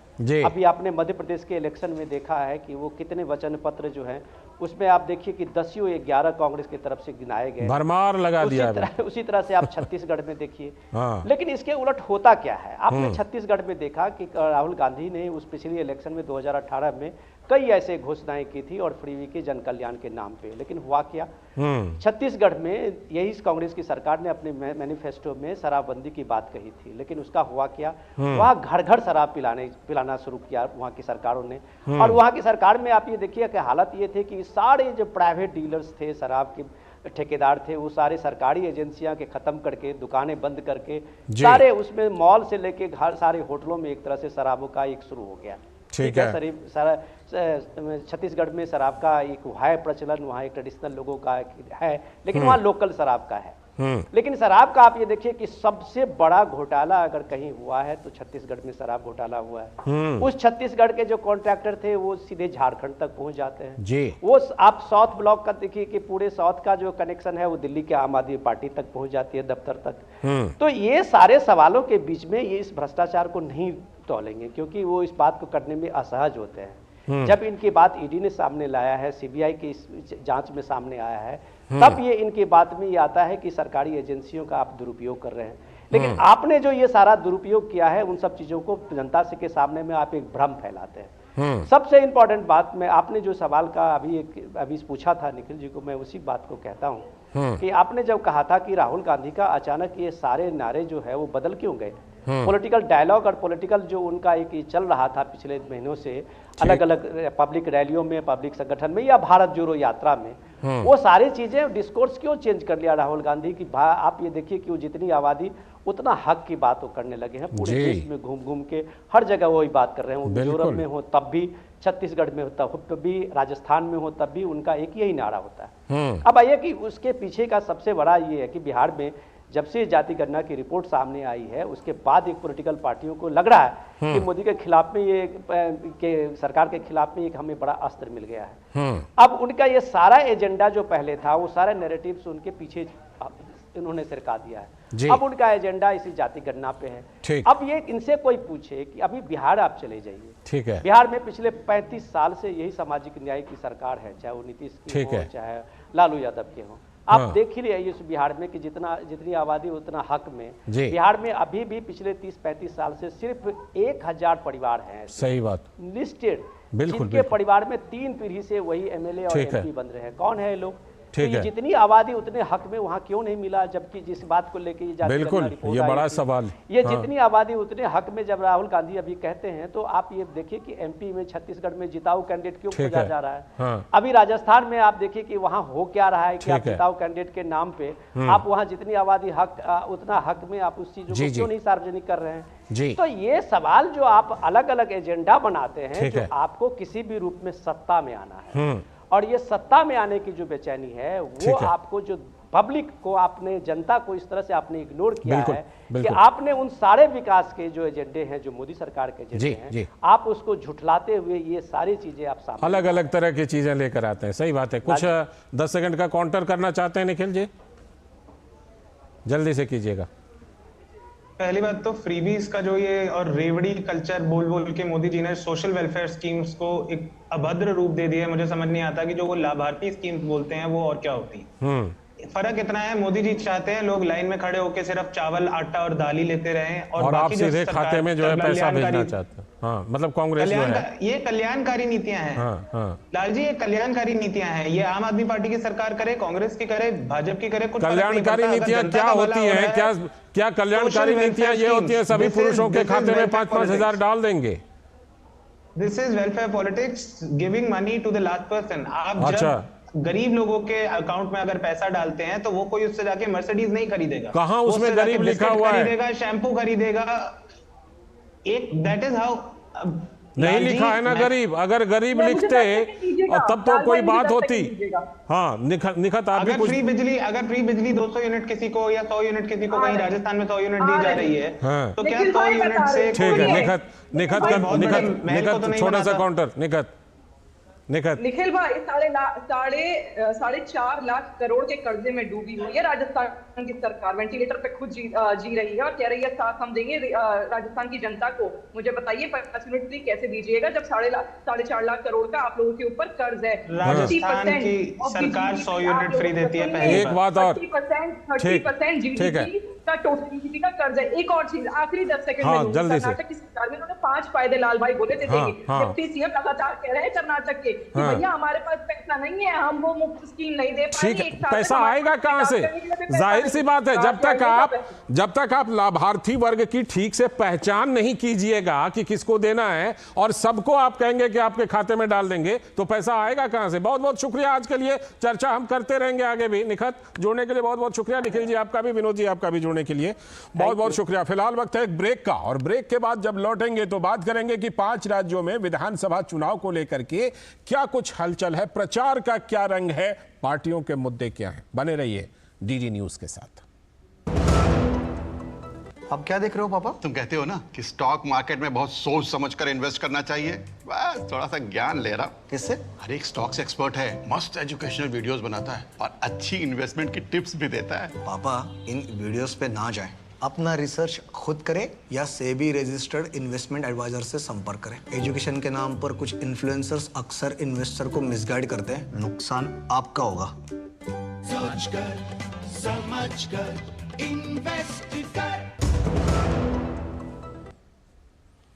स्वागत है ब्रेक के बाद डीडी न्यूज पर। आप देख रहे हैं इस वक्त, और ब्रेक पर जाने से पहले हमने आपको बताया था कि अब हम बात करेंगे विधानसभा चुनावों की, जो 5 राज्यों में फिलहाल उसकी प्रक्रिया जारी है। 5 राज्यों के विधानसभा चुनाव के लिए सरगर्मियां तेज हैं। सभी दलों के बड़े नेताओं ने भी चुनाव प्रचार में जोर लगा दिया है। तो उम्मीदवारों की सूची जारी करने से लेकर के जमीनी प्रचार करने तक में फिलहाल तो ऐसा लग रहा है कि बीजेपी ने अन्य दलों पर बढ़त बना रखी है। भारतीय जनता पार्टी के राष्ट्रीय अध्यक्ष जेपी नड्डा का आज राजस्थान दौरा है। कोटा अजमेर संभाग के कार्यकर्ताओं से रणनीति पर उनकी चर्चा हो रही है। इधर राजधानी दिल्ली में कांग्रेस केंद्रीय चुनाव समिति की बैठक जारी है। कांग्रेस आज राजस्थान को लेकर के अपने उम्मीदवारों की सूची जारी कर सकती है, लेकिन राजस्थान समेत अन्य राज्यों के लिए भी जो उम्मीदवारों की सूची जारी करने का मामला है, उसमें कांग्रेस कहीं ना कहीं थोड़ी सुस्त नजर आ रही है, अगर आप तुलनात्मक रूप से दूसरी पार्टियों से देखिए। अशोक गहलोत ने कम से कम 2 महीने पहले उम्मीदवारों के नाम की घोषणा कर देने की बात कह दी थी कि चुनाव से कम 2 महीने पहले कर देंगे, लेकिन अभी तक लिस्ट नहीं आई है। मध्य प्रदेश में कांग्रेस की कुर्ताफाड़ टकराहट इस बीच में हो रही है। कमलनाथ और दिग्विजय सिंह के खेमों में ठनी हुई है। मध्य प्रदेश में पूर्वोत्तर राज्य मिजोरम विधानसभा चुनाव के लिए हालांकि भाजपा ने इस बीच कुल 21 उम्मीदवारों की 2 सूचियों को जारी कर दी है। तो क्या कुछ है 5 राज्यों के विधानसभा चुनाव में, खासतौर पर राजस्थान और मध्य प्रदेश में क्या कुछ चल रहा है, इसके लिए हमारे साथ हमारे 2 संवाददाता जुड़ रहे हैं। इस पर और ज्यादा जानकारी देने के लिए मुरारी गुप्ता हमारे साथ जयपुर से राजस्थान का हालात के बारे में बात करने के लिए, और अजीत द्विवेदी भोपाल से मध्य प्रदेश की हालात के बारे में जानकारी देने के लिए। मैं पहले मुरारी का रुख करता हूं। मुरारी, आज दिल्ली में बैठक चल रही है राजस्थान को लेकर के। अशोक गहलोत ने कहा था कि कम से कम 2 महीने पहले तो हम लिस्ट ले आएंगे उम्मीदवारों की, लेकिन अब हम देख रहे हैं अभी तक लिस्ट राजस्थान की नहीं आई, मंथन चल ही रही है। दूसरी तरफ ये भी अभी ऐलान नहीं हुआ है कि हाँ हमारे अगले सीएम अशोक गहलोत ही होंगे। तो ना तो सीएम का कैंडिडेट, ना उम्मीदवारों की सूची। राजस्थान कांग्रेस में क्या दुविधा है, और क्या ये दुविधा उसी वजह से है जो खेमाबंदी हमने 4.5 साल तक करीब देखा है? बड़ी जबरदस्त टकराहट देखी है पायलट कैंप और गहलोत कैंप के बीच। मुरारी,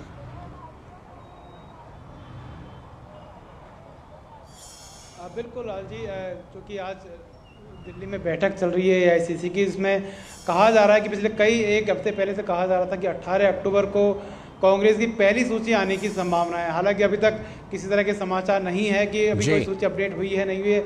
आपने ठीक कहा कि 2 महीने पहले से अशोक गहलोत ने घोषणा की थी कि सबसे पहले कांग्रेस की सूची आएगी, लेकिन इस मामले में राजस्थान में भारतीय जनता पार्टी ने निश्चित रूप से एक मनोवैज्ञानिक बढ़त बताई।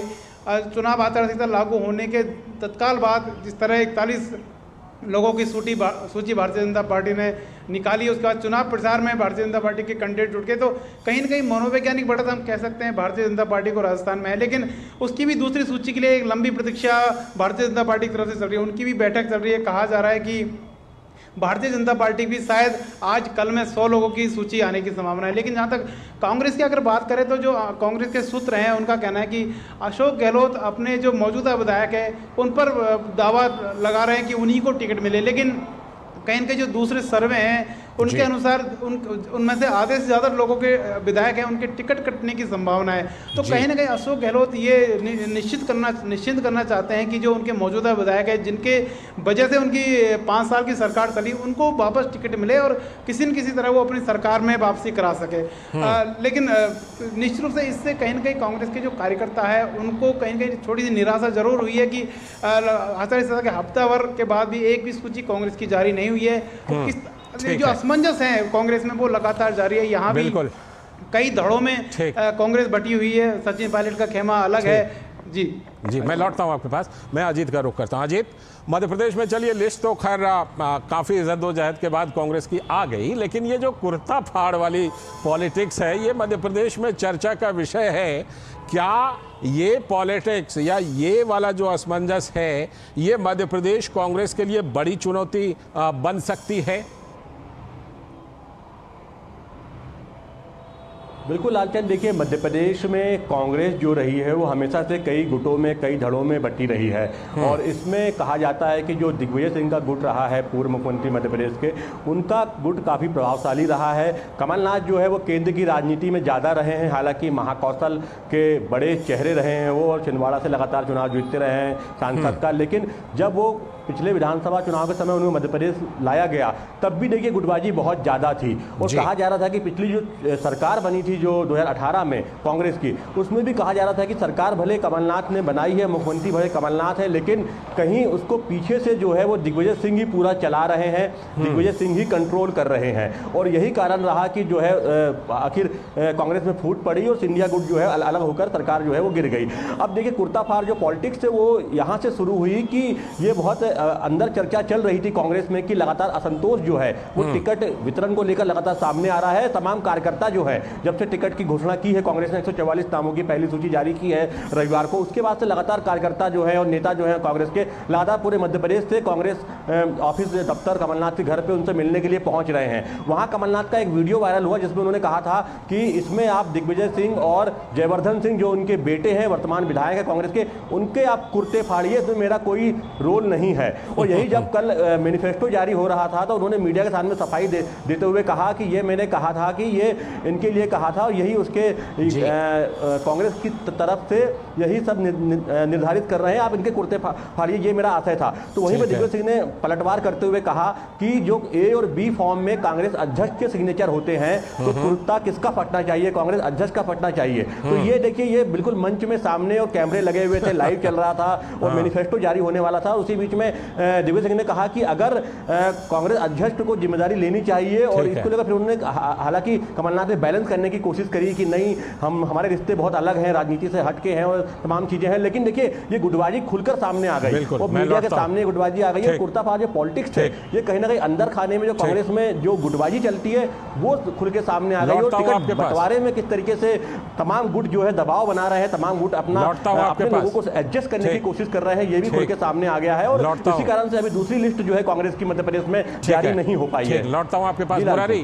मुरारी, कहीं ना कहीं ऐसा लगता है कि राजस्थान में भारतीय जनता पार्टी ने प्रचार के मामले में, आज भी जेपी नड्डा आज राजस्थान में हैं, बड़े बड़े नेता भारतीय जनता पार्टी की तरफ से दौरा कर चुके हैं, कहीं ना कहीं इस मामले में भी जो उम्मीदवारों की लिस्ट जारी करने से लेकर के प्रचार करने तक के मामले में भी भारतीय जनता पार्टी ने शुरुआती बढ़त बनाई हुई है, ऐसा लग रहा है।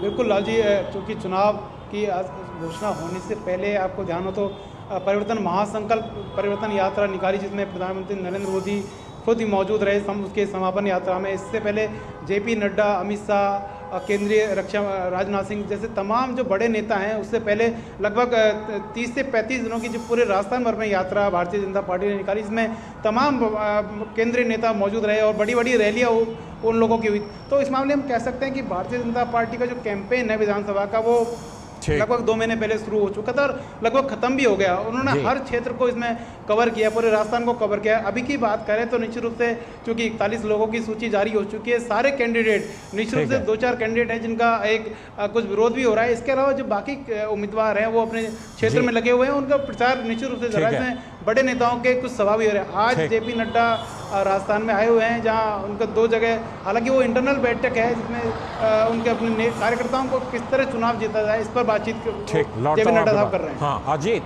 जिस तरह से कांग्रेस ने अजीत लंबा सा अपना घोषणा पत्र जारी कर दिया, लंबे चौड़े वादे कर डाले, फ्रीबी की तो भरमार है, भारतीय जनता पार्टी इसके काउंटर में क्या कह रही है और क्या रणनीति बना रही है, संक्षेप में रखिएगा।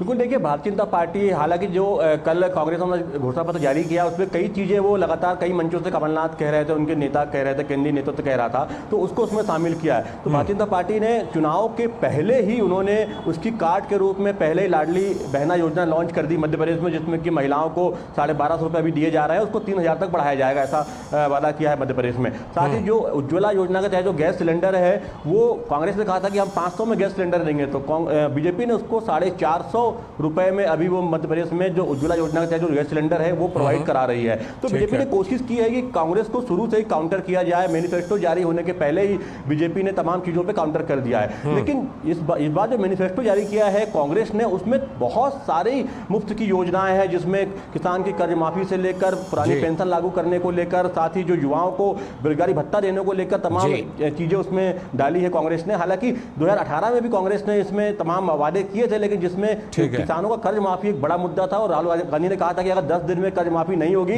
तो मैं सीएम बदल दूंगा। हालांकि बाद में वो तमाम पेज फंस गए और किसानों का कर्ज जो है माफ नहीं हुआ पूरी तरीके से, तमाम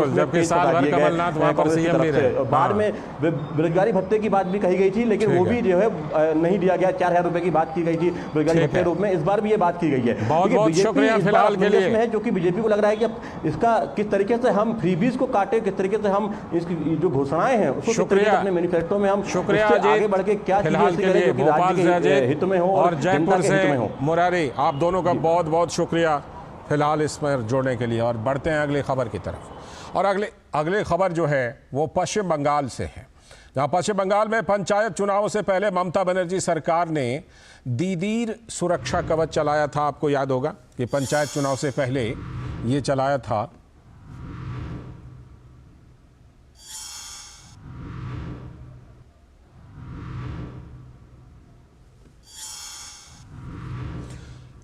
तो फिलहाल वक्त है एक ब्रेक का, और ब्रेक के बाद लौटेंगे तब पश्चिम बंगाल से जुड़ी खबर आपको बताएंगे। थिंक आईआईटी, थिंक विद्या मंदिर, थिंक आईआईटी, थिंक विद्या मंदिर, थिंक आईआईटी, थिंक विद्या मंदिर। तुम्हें पता है इन्वेस्टर्स के लिए कि इन्वेस्टर प्रोटेक्शन फंड होता है IPF, लेकिन अगर तुम्हारा ट्रेड एक्सचेंज पर एग्जीक्यूट नहीं हुआ या फिर कोई गारंटीड रिटर्न्स वाली स्कीम है तो ये IPF आपकी मदद नहीं कर सकता है। और अगर आपका ब्रोकर ही डिफॉल्टर बन जाए तो फिर IPF आपको कॉम्पेंसेशन दिला सकता है। कहां से सीखा? NSE की साइट पर। सोचकर समझकर इन्वेस्ट कर। स्वागत है ब्रेक के बाद डीडी न्यूज पर। आप देख रहे हैं इस वक्त। अब हम आपको खबर दिखाते हैं पश्चिम बंगाल से, जहां पंचायत चुनाव से पहले ममता बनर्जी सरकार ने दीदीर सुरक्षा कवच चलाया था, आपको याद होगा। और टीएमसी महासचिव अभिषेक बनर्जी ने राज्य के 10 करोड़ लोगों के बीच पहुंचने का लक्ष्य रखा था। उसका फायदा भी मिला पश्चिम बंगाल में पंचायत चुनाव में टीएमसी को। और अब लोकसभा चुनाव से पहले मजदूरों के बढ़ते पलायन और बेरोजगारी को लेकर लाखों प्रवासी मजदूरों के बीच पहुंचने का टीएमसी ने संकल्प लिया है।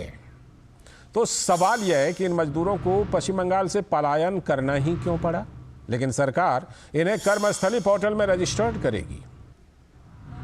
और इस अभियान में केरल, महाराष्ट्र, तमिलनाडु, कर्नाटक, जम्मू कश्मीर में रोजगार पा रहे लाखों मजदूरों जो पश्चिम बंगाल के हैं उनको कर्मस्थली पोर्टल में रजिस्टर्ड किया जाएगा। टीएमसी की ममता सरकार कह रही है कि उनका मकसद उन्हें ममता सरकार की कल्याणकारी योजनाओं के बारे में बताना है। पिछले वर्षों में लघु उद्योग से लेकर बड़ी इंडस्ट्री, तो टीएमसी की ममता सरकार कह रही है कि इसका मकसद उन्हें ममता सरकार की कल्याणकारी योजनाओं के बारे में बताना है। पिछले वर्षों में लघु उद्योग से लेकर बड़ी इंडस्ट्री पश्चिम बंगाल में ठप पड़े हैं। जाहिर है कि मजदूरों के पास सिर्फ खेती बाड़ी ही एक विकल्प है, लेकिन इसमें रोजगार देने की उतनी क्षमता है नहीं। मनरेगा पर ममता बनर्जी का धरना प्रदर्शन की सियासत भी इसी कड़ी का एक हिस्सा थी, जिसमें आरोप केंद्र सरकार पर लगाया गया।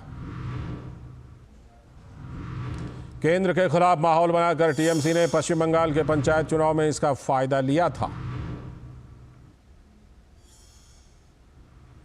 तो दर्जनों फ्रीबी स्कीम और कल्याणकारी योजनाओं के भार से दबी ममता सरकार के पास रोजगार और बुनियादी सुविधाएं बढ़ाने के लिए कोई स्कीम नहीं है। कोविड महामारी में लॉकडाउन के दौरान 41 लाख प्रवासी मजदूर पश्चिम बंगाल लौट आए थे। और ममता सरकार की चिंता यह है कि उनके पोर्टल में तो सिर्फ 13 लाख मजदूर रजिस्टर्ड है, तो फिर लाखों की संख्या में परिवार टीएमसी के संपर्क अभियान से तो अछूता रह गया। इस बीच बीजेपी नेता और नेता प्रतिपक्ष शुवेंदु अधिकारी का आरोप है कि ममता सरकार आर्थिक रूप से कंगाली की ओर आगे बढ़ रही है।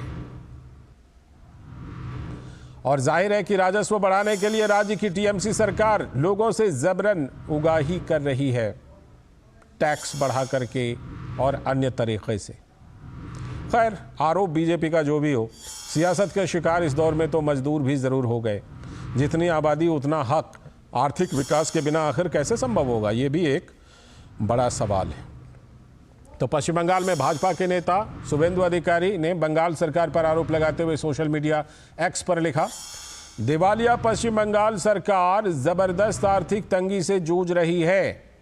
इस भयानक स्थिति से निपटने के लिए सीएम ममता बनर्जी ज्यादा राजस्व उत्पन्न करने के उद्देश्य से हर संभव साधन अपनाने को तैयार हैं, भले ही वह साधन अनैतिक ही क्यों ना हो।